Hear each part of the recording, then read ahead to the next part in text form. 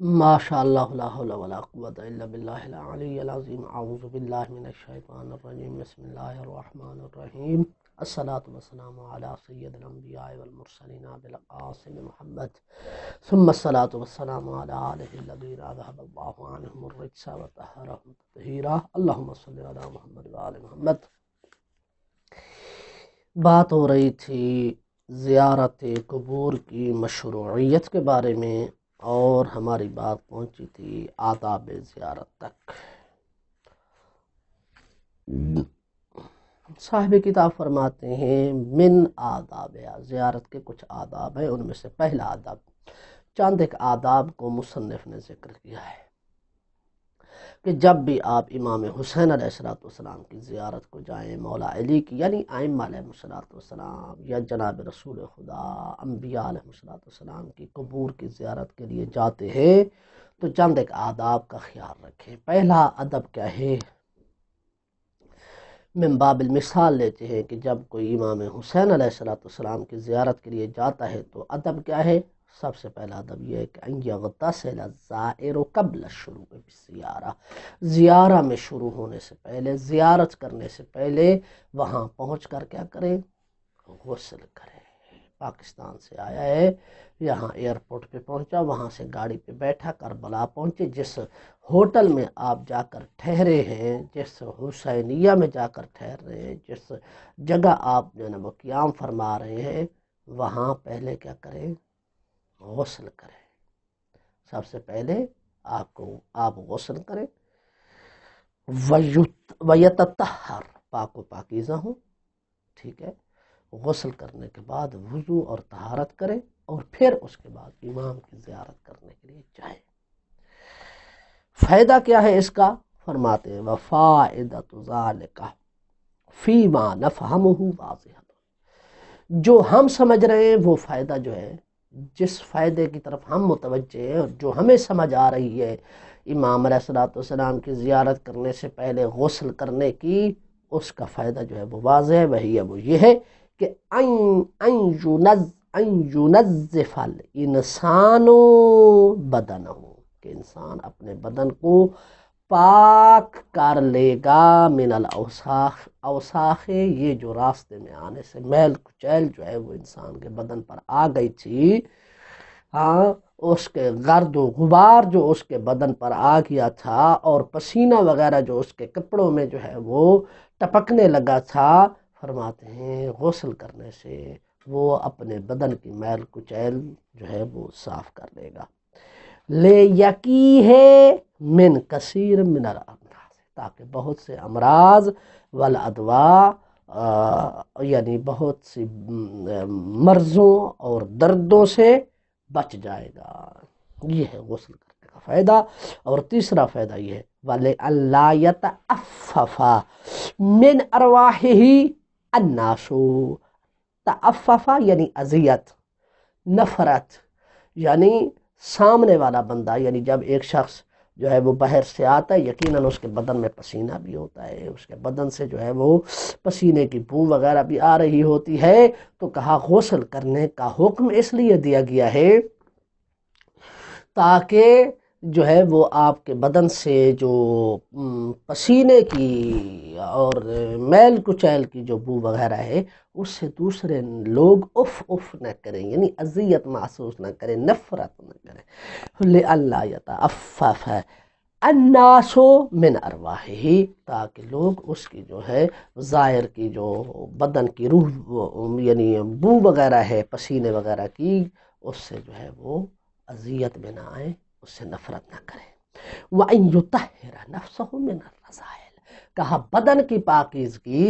یہ انسان کو اس قابل بناتی ہے کہ اس کا نفس بھی کیا ہوتا ہے؟ گناہوں سے پاک ہو جاتا ہے۔ یہ سبب بنتا ہے کہ اس کا نفس بھی جو ہے وہ گناہوں سے پاک ہو، یعنی جب وہ نہا دھو کر غسل کر کے مولا کی زیارت کرنے کے لیے جائے گا تو اس کا جو نفس ہے وہ یہ اس قابل بن جائے گا کہ وہ دعا کرنے سے اپنے گناہوں سے بھی وہ کیا ہے اپنے آپ کو پاک کر سکے۔ وقد وارد فی الماسور، اور روایات میں وارد ہوا ہے کہ ان یدعو الزائر بعد الانتہاء من الغسل، غسل کرنے کے بعد زائر جو ہے یہ دعا پڑھے لغرض تنبیہہ علی تلک الاہداف العالیہ، تاکہ یعنی اس تنبیہ کرتے ہوئے اپنے نفس کو ان آداب پر کہ جو ان اہداف پر، ان عالیہ اہداف پر کہ جو ذکر ہوئے ہیں۔ فیقول، غسل کرنے کے بعد یہی کہے اللہم اجعل لی نورا و طہورا، میرے اللہ مجھے میرے بدن کو نور روشنی عطا فرما، پاک و پاکیزہ فرما دے میرے بدن کو، وحرزن کافیا من کل داء و سقم، ہر مرض سے، ہر قسم کی بیماری سے میرے بدن کو کیا ہے محفوظ رکھ، ومن کل آفت و آہت، ہر قسم کی آسمانی اور زمینی آفات سے محفوظ فرما۔ آفت بلا کو کہتے ہیں، آہت بھی بلا کو کہتے ہیں، لیکن فرق یہ ہے آہا اس بلا کو کہتے ہیں کہ جو فضا کے ذریعے سے آتی ہے، مثال کے ذریعے سے آندھی وغیرہ آنے سے، زلزلہ آنے سے، ٹھیک ہے نا، اسی طریقے سے جو ہے نا وہ بارش وغیرہ آنے سے پھلوں کو نقصان پہنچتا ہے، عمارتیں گر جاتی ہیں، درخت گر جاتی ہیں، اس سے مراد آہا ہے۔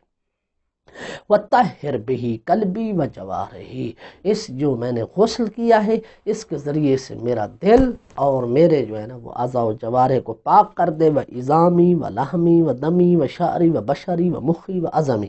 فرماتے ہیں میرا ہڈیاں ہیں، میرا گوشت ہے، میرا خون ہے، میرے بال ہیں، میری جلد ہے، میرا دماغ ہے، میری جو ہے نا وہ کیا ہے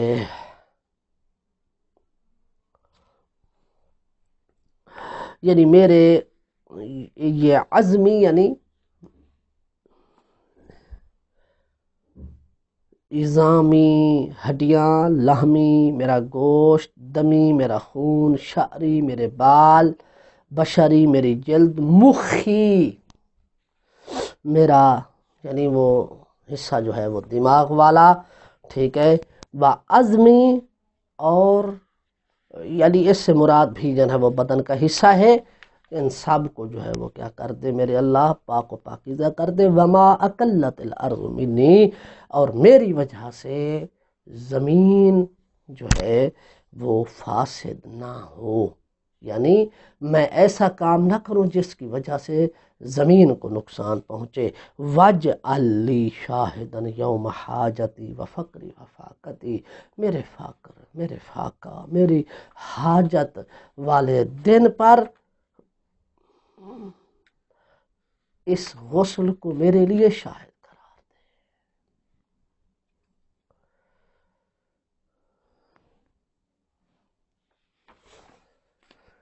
دوسرا ادب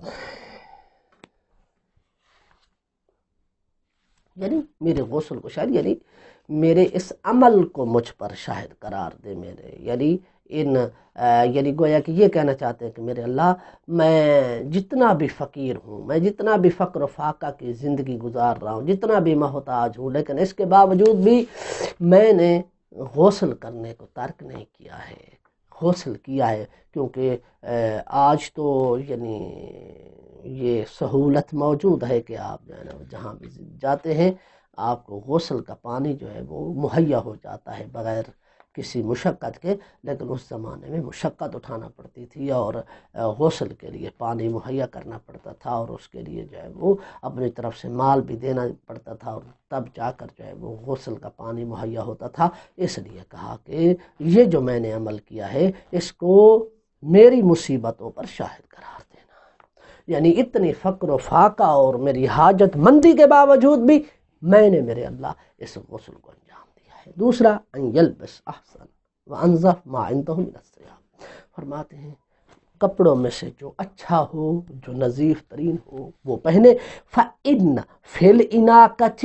فی الملبس فی المواسم العامۃ ما یحبب الناس یحبب الناس بعضهم الی بعض، فرماتے ہیں اناقہ کہا جاتا ہے اچھا تعجب میں ڈالنے والا۔ کہتے ہیں کہ عام موسم جو ہوتے ہیں نا، یعنی عام موسموں میں عام طور پر یہ جو زیارت کا موسم ہوتا ہے، عام ماحول میں، عام حالات میں کہا ایسا لباس پہننا جو اچھا ہو، جو تعجب میں ڈالنے والا ہو، جو پسندیدہ ہو، ایسا لباس پہننے سے لوگ ایک دوسرے سے محبت کرتے ہیں، یعنی اس سے لوگ ایک دوسرے سے محبت کرنے والے بن جاتے ہیں۔ وَيُقَرِّبُ بَيْنَهُمْ، اور ان کے درمیان قربت پیدا ہوتی ہے۔ وَيُزِيدُ فِي عِزَّةِ النُّفُوسِ وَشُعُورِ بِأَهْمِيَّةِ الْمَوْسِمِ الَّذِي يَشْتَرِكُ فِيهِ، اور فرماتے ہیں کہ اور نفوس میں اور شعور میں، نفوس اور شعور کی عزت میں اضافہ ہوتا ہے اس موسم کی اہمیت کے مطابق جس میں انسان شریک ہوتا ہے۔ مثال کے طور پر حج کا موسم ہے تو اس کے مطابق جو ہے نا وہ لباس پہننا ہے، اربعین کا موسم ہے اس کے مطابق لباس پہننا ہے، محرم کا موسم ہے اس کے مطابق لباس پہننا ہے، اور شعبان کے دن ہے تو اس کے مطابق لباس پہننا ہے۔ کہتے ہیں اس سے عزت اور شعور میں اضافہ ہوتا ہے۔ وَمِمَّا يَنبَغِي أَن نُلْفِتَ النَّظَرَ إِلَيْهِ فِي هَذَا التَّعْلِيمِ، اور ہم آپ کو اس تعلیم میں جو ہے وہ آپ کی توجہ دلانا چاہتے ہیں چند ایک بقیہ امور کو ذکر کر کے کہ انہ لم یفرض فیہ ان یلبس الزائر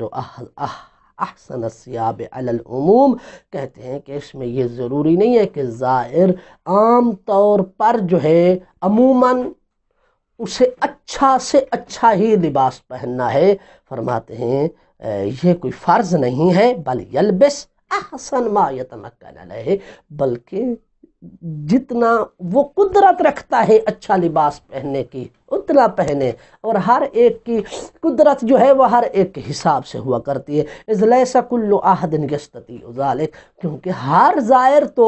عمدہ اور تعجب میں ڈالنے والا بہترین لباس نہیں پہن سکتا نا۔ وفیہ تضییق علی الضعفاء، جو بیچارے کمزور لوگ ہیں ان کے لیے تو یہ تنگی کا سبب بنے گا۔ لا تستدعیہ الشفقہ، محبت اور مہربانی اس بات کا تقاضا نہیں کرتی۔ فقد جمع ھذا الادب بین ما ینبغی من الاناقۃ وبین رعایت الفقیر وضعیف الحال، فرماتے ہیں پس اس ادب میں جم بندی کی گئی ہے جو فقیر اور کمزور ہیں ان کے حال کے درمیان، اور جو اچھا اور خوبصورت لباس پہننے کی طاقت رکھتے ہیں ان کے درمیان۔ یعنی جس کے پاس قدرت ہے اچھے سے اچھا اور پسندیدہ لوگوں کا پسندیدہ لباس پہننے کی، بسم اللہ وہ پہنے، اور جو ہم جیسا فقیر اور مسکین ہے وہ بیچارہ اتنا لباس پہنے اتنا اچھا لباس پہنے جتنی وہ اس کی قدرت ہے۔ تیسرا ادب یہ ہے کہ ان یتطیب ما وسعہ الطیب، کہ جتنا قدرت ہو خوشبو لگانے کی وہ خوشبو لگائے۔ وفائدتہ کفائدۃ ادب لبس احسن الثیاب، کیا فائدہ ہے؟ کہ وہی فائدہ ہے کہ جو اچھے کپڑے پہننے کے آداب میں ذکر ہوا ہے۔ چوتھا فرماتے ہیں ان یتصدق، چوتھا ادب یہ ہے ان یتصدق علی الفقراء بما یعن له ان یتصدق بہ، کہتے ہیں کہ جتنا اس کے لیے آسان ہو تصدق کرنا فقراء پر وہ تصدق کرے۔ کون؟ زائر۔ ومن المعلوم فائدۃ الصدق فی مثل هذه المواسم، کہتے ہیں کہ یہ حج و زیارت کے مواسم میں، یعنی حج و زیارت کے موسم پر، حج و زیارت کی مناسبت پر تصدق کا فائدہ جو ہے وہ معلوم ہے، یہ کسی پر مخفی نہیں ہے۔ فإن فیہ معاونۃ المعوذین وتنمیۃ روح العطف علیہم، کہتے ہیں اس میں کیا ہے؟ فإن فیہ معاونۃ المعوذین، کہتے ہیں کہ یہ تصدق میں کیا ہے؟ جو وزن اٹھانے والے ہیں ان کا فائدہ ہوتا ہے، ان کی مدد ہوتی ہے۔ وتنمیۃ روح العطف علیہم، اور کیا ہوتے ہیں؟ کہتے ہیں عطف یعنی لطف و مہربانی کرنے کی روح دوسروں پر، یعنی دوسروں پر لطف اور مہربانی کرنے کی روح جو ہے وہ نشو و نما، اس میں نشو و نما پیدا ہوتی ہے۔ پانچواں جو ہے ادب یہ ہے کہ ان یمشی علی سکینۃ و وقار غاضا من بصرہ، کہتے ہیں کہ آرام آرام سے سکینہ و وقار کے ساتھ امام کی زیارت کو جائے تو تیز قدموں کے ساتھ نہیں جائے، بلکہ آہستہ آہستہ اپنے حسن و وقار کے ساتھ جو ہے وہ چلے، غاضا من بصرہ، اور اپنی جو ہے وہ سکون کے ساتھ وقار کے ساتھ چلے۔ اس کا جب وہ چل رہا ہو اس کی ابا جو ہے وہ صحیح طریقے سے لٹکی ہوئی ہو اور صحیح طریقے سے اس کے ہاتھ پاؤں جو ہے وہ حرکت کر رہے ہوں، غاضا من بصرہ، اور اس نے اپنی آنکھوں کو کیا ہے بند کیا ہوا ہو، یعنی اس نے اپنی آنکھوں کو غیر محرم پر نظر ڈالنے سے چھپایا ہوا ہو، بند کیا ہوا ہو، روکا ہوا ہو۔ وواضح ما فی ھذا من توقیر للحرم زیارہ، اور یہ واضح ہے کہ ایسا کرنے سے حرم اور صاحب زیارت کی جو ہے نا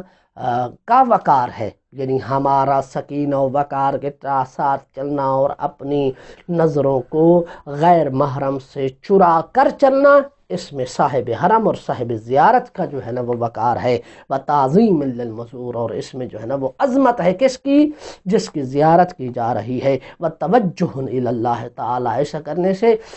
یہ کیا ہے؟ اللہ سبحانہ و تعالیٰ کی طرف انسان جو ہے نا وہ متوجہ ہو جاتا ہے، وہ انقطاع الیہ، دنیا سے ہٹ کر بس اللہ کا ہی بن جاتا ہے۔ ما فی ذالک من اجتناب مزاحمت الناس، اس کے ساتھ ساتھ وہ لوگوں کے ازدحام سے بھی کیا ہے اجتناب کرے، و مضایقتہم فی المرور، اور چلنے میں جہاں پر بھی جو ہے وہ ازدحام ہو، تنگی ہو، وہاں سے بچنا چاہیے، وعدم اساءۃ بعضہم الی بعض، اور زائرین کا وظیفہ یہ بنتا ہے کہ وہ ایک دوسرے کو کبھی بھی برائی سے پیش نہ آئیں۔ چھٹا ادب جو ہے وہ یہ ہے کہ ان یکبر بقول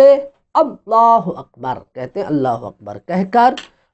وہ تکبیر کہتا چلا جائے، ویکرر ذالک ماشاء اللہ، اللہ اکبر اللہ اکبر اللہ اکبر چلتا بھی جائے اور اللہ اکبر بھی کہتا جائے۔ وقد تحدد فی بعض الروایات الی ان تبلغ 100، کہتے ہیں روایات میں اس کی حد بندی کی گئی ہے کہ 100 تک کم از کم اللہ اکبر کہے۔ وفی ذالک کا کیا فائدہ ہے کہ امام کی بارگاہ تک پہنچنے کے لیے وہ 100 مرتبہ اللہ اکبر کہے، فائدۃ اشعار نفس بعظمت اللہ، اس کا فائدہ یہ ہے کہ نفس جو ہے وہ اللہ کی عظمت کا شعور حاصل کرتا ہے، وَأَنَّهُ لَا شَيْءَ أَكْبَرَ مِنْهُ، اس سے نفس یہ شعور حاصل کرتا ہے کہ اللہ سے بڑھ کر کوئی نہیں ہے، وَأَنَّ الزِّيَارَةَ لَيْسَتْ إِلَّا لِعِبَادَةِ اللَّهِ وَتَعْظِيمِهِ وَقُدْسِهِ وَتَقْدِيسِهِ فِي إِحْيَاءِ شَعَائِرِ اللَّهِ وَتَعْيِيدِ دِينِهِ،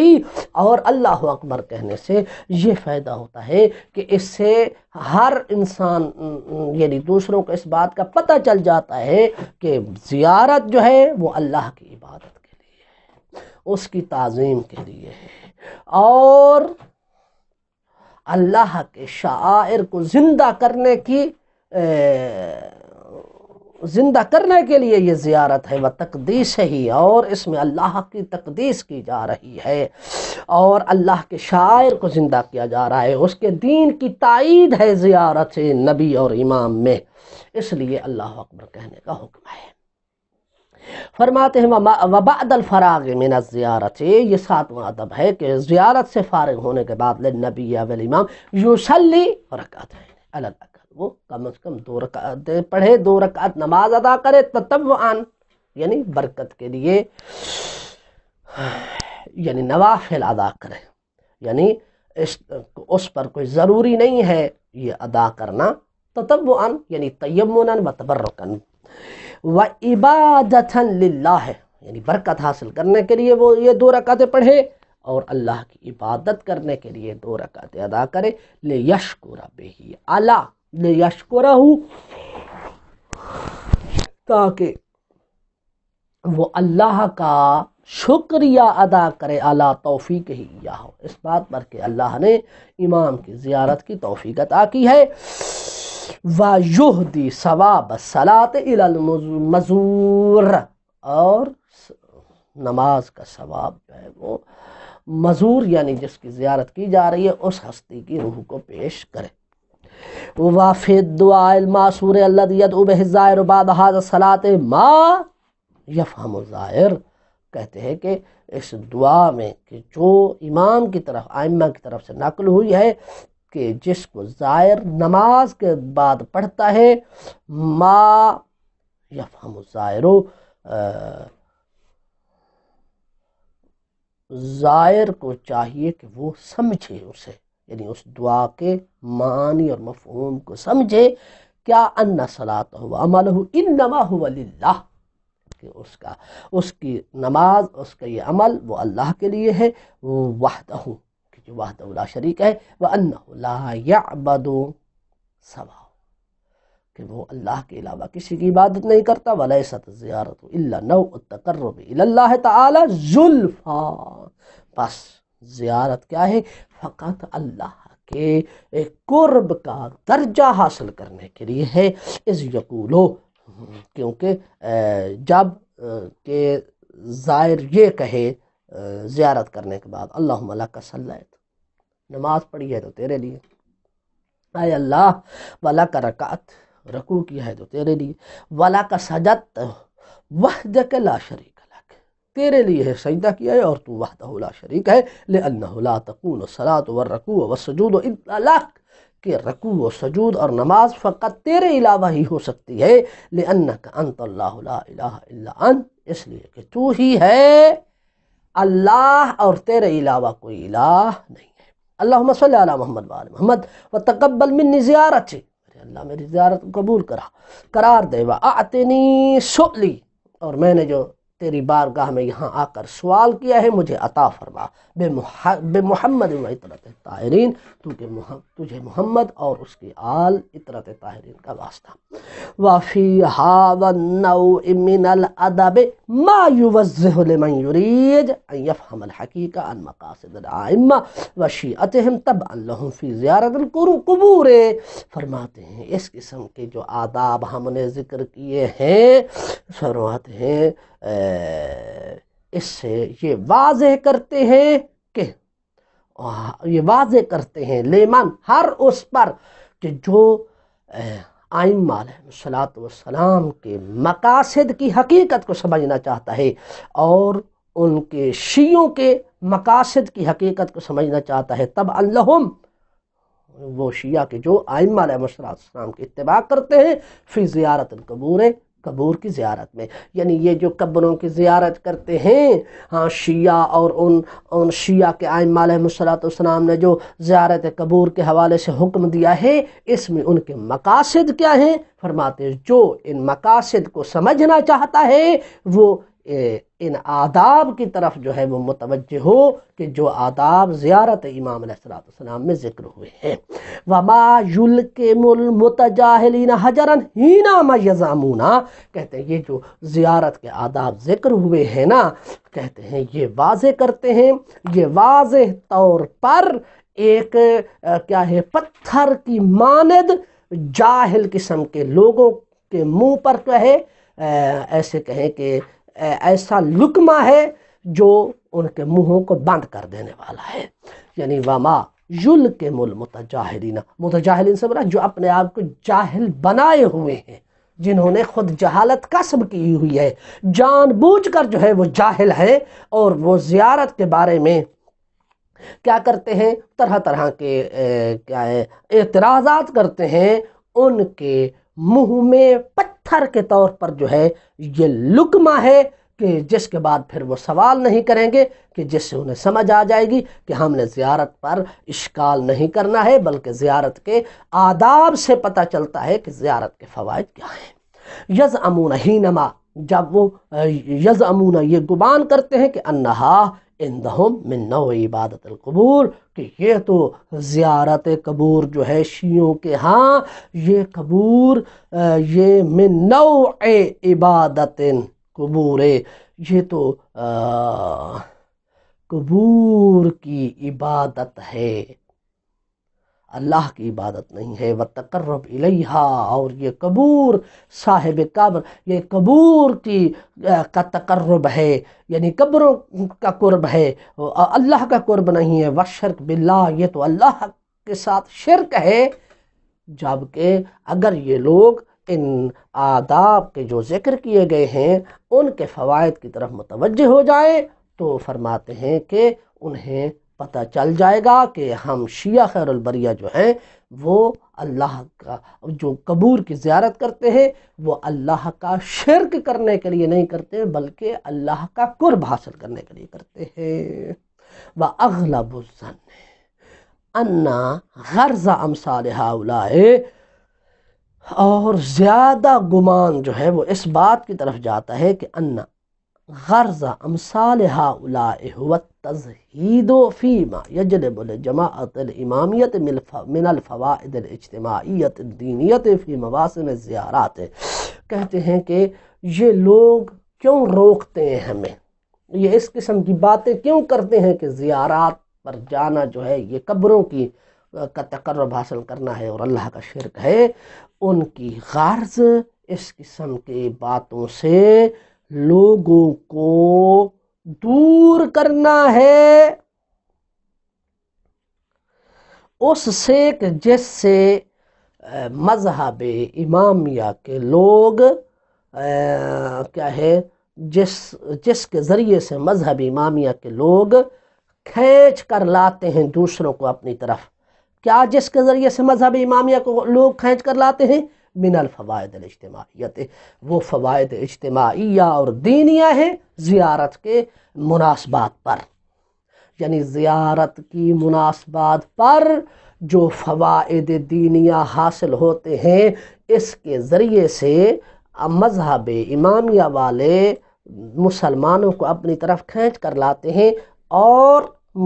مذہب امامیہ کے خلاف گفتگو کرنے والے لوگوں کو اس بات سے دور رکھنا چاہتے ہیں، اسی وجہ سے وہ طرح طرح کے اعتراضات کرتے ہیں۔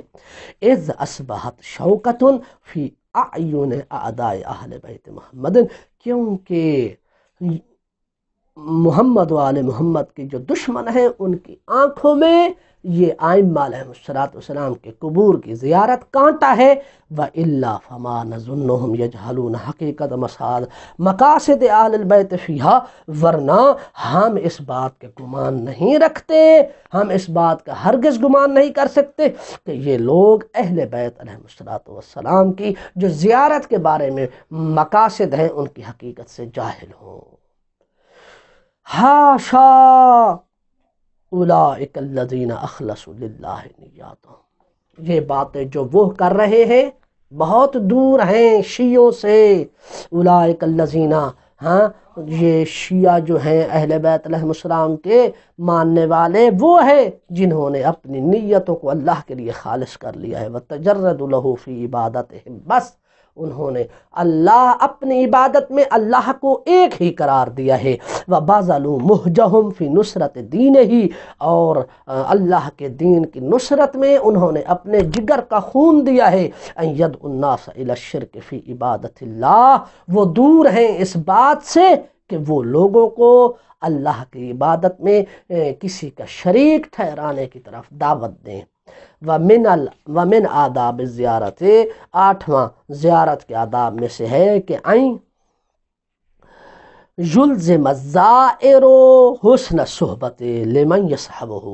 کہ زائر کو چاہیے کہ اس کی جو صحبت ہے، اس کا جو اٹھنا بیٹھنا ہے وہ اچھا ہونا چاہیے۔ لمن یصحبہ، جس کے ساتھ بھی وہ چلے، یعنی جس کو اپنے ساتھ لے کر چل رہا ہے زیارت کے لیے اس کے ساتھ اس کا حسن سلوک اچھا ہونا چاہیے، یہ ضروری ہے۔ وقلۃ الکلام،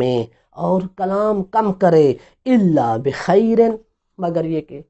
خیر کی بات کرے۔ وکثرت ذکر اللہ، اللہ کا ذکر زیادہ کرے۔ والخشوع، خشوع و خضوع کے ساتھ چلے۔ وکثرت الصلاۃ، اور زیادہ نماز پڑھے۔ والصلاۃ علی محمد و آل محمد، زیادہ سے زیادہ وہ کہ محمد و آل محمد پر درود بھیجے۔ وأن یغض من بصرہ وأن یعدو الی اہل الحاجۃ من اخوانہ اذا رأى منقطعا، کہتے ہیں اپنی بصر کو جو ہے وہ غیر محرم سے چھپائے رکھے یعنی چرائے رکھے، ان کی طرف نہ دیکھے، کیونکہ زیارت میں زیارت دونوں کے لیے، مردوں کے لیے بھی عورتوں کے لیے بھی ہے۔ جہاں زیارت کے لیے مرد چل رہے ہوتے ہیں وہاں عورتیں بھی چل رہی ہوتی ہیں، لہذا یہ حکم ہے کہ مردوں کو نہیں چاہیے کہ وہ اپنی نظریں جو ہے وہ عورتوں پر جمائیں، یہ زائر کا کام نہیں ہے۔ وَأَن يَعُدُّوا إِلَىٰ أَهْلِ أَدَّ يَعُدُّوا إِلَىٰ يَعْدُ وَأَن يَعْدُ إِلَىٰ أَهْلِ الْحَاجَةِ مِنْ أَخْوَانِهِ إِذَا رَأَىٰ مُنْقَطِعًا، اور اپنے اخوان میں سے جس کو لوگوں سے جدا پائے اور دیکھ رہا ہو کہ اسے جو ہے وہ کسی چیز کی ضرورت ہے تو وہ اس کی ضرورت کو پورا کرے، والمواساۃ لہم، اور ان کے ساتھ جو ہے وہ نیک اسلوبی سے، خوش اسلوبی سے پیش آئے، والورع عما نہی عنہ، اور بچے اس سے جس سے منع کیا گیا ہے، یہ زائر کا جو ہے نا وہ ادب ہے۔ وعن الخصومت، جھگڑا نہ کرے زائرین سے، وکثرت الایمان، اور بھرے ایمان، دل میں زیادہ ایمان کی محبت لے کر، وکثرت الایمان، اور وعن الخصومت وکثرت الایمان، یعنی ایمان کی زیادتی کے ساتھ زیارت کرے، یعنی اس طرح زیارت کرے کہ اس کا ایمان پر ہو، اس کا دل ایمان سے پر ہو۔ والجدال الذی فیہ الایمان، اور کہتے ہیں کہ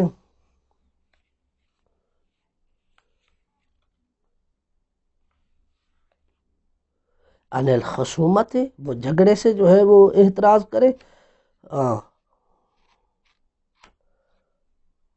وَكَثْرَةِ الْأَيْمَانِ، وَكَثْرَةِ الْأَيْمَانِ وَالْجِدَالِ الَّذِي فِيهِ الْأَيْمَانِ، ایمان ہے، ایمان نہیں ہے، استغفر اللہ۔ وَعَنِ الْخُصُومَةِ، اور زائر کو چاہیے کہ وہ کیا کرے، جھگڑے سے احتراز کرے۔ وَكَثْرَةِ الْأَيْمَانِ، اور زیادہ قسمیں اٹھانے سے جو ہے وہ احتراز کرے، یمین سے ہے۔ والجدال الذی فیہ الایمان، اور اس کیا ہے جدل یعنی اس بحث و تکرار سے بھی اپنے آپ کو بچائے کہ جس میں کیا ہے بار بار قسمیں اٹھانے کی ضرورت پڑے۔ لہذا زائر کو چاہیے نہ وہ جھگڑا کرے، نہ وہ جو ہے وہ خواہ مخواہ قسمیں اٹھائے، نہ وہ جو ہے غیر محرم کی طرف دیکھے، بلکہ اہل حاجت کی طرف جو ہے وہ جائے، اہل حاجت کی حاجت کو پورا کرے، اسی طریقے سے جو ہے وہ ان کے ساتھ حسن سلوک کرے۔ ثم انہ لیست حقیقت الزیارت الا السلام علی النبی والامام، کہتے ہیں زیارت کی حقیقت کیا ہے، بس نبی یا امام پر سلام بھیج دینا، یہی جو ہے وہ زیارت ہے، بے اعتبار انہم، کیوں بھائی، اس اعتبار سے کہ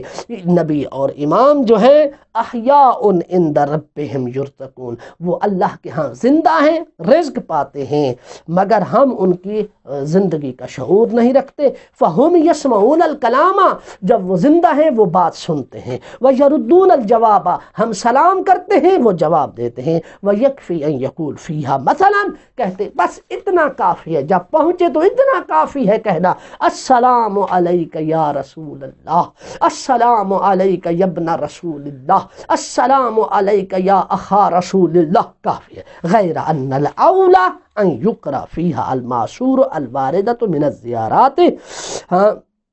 لیکن مگر یہ کہ بہتر یہ ہے، اولا یہ ہے کہ زیارات میں پڑھی جائیں وہ دعائیں کہ جو آئمہ علیہ السلام کی طرف سے وارد ہوئی ہیں، لما فیہا کما ذکرنا، کہ جن کے لما فیہا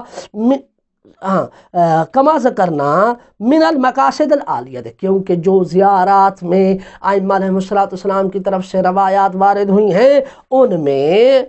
وہ مقاصد عالیہ ہیں، وہ فوائد دینیہ ہیں کہ جن کو ہم ذکر کر چکے ہیں، مع بلاغتہا و فصاحتہا، مقاصد عالیہ اور فوائد دینیہ اپنی بلاغت اور فصاحت کے ساتھ ان زیارات کے الفاظ میں موجود ہیں کہ جنہیں ائمہ علیہ السلام نے نقل کیا ہے۔ وَمَا مَا فِيهَا مِنَ الْأَدْعِيَّةِ الْعَالِيَةِ الَّتِي يَتَّجِهُ بِهَا الْإِنسَانُ إِلَى اللَّهِ تَعَالَى وَحْدَهُ فِيهَا، اور فرماتے ہیں اور ان دعاؤں میں اور ان زیارات میں جو ائمہ علیہ السلام کی طرف سے الفاظ وارد ہوئے ہیں ان میں ایسی دعائیں ہیں ایسی عالی دعائیں ہیں، ایسی بلند ترین دعائیں ہیں، ایسی عظیم دعائیں ہیں کہ جن کے ذریعے سے انسان اللہ سبحانہ و تعالیٰ کی طرف سے متوجہ ہوتا ہے۔ والحمدللہ رب العالمین۔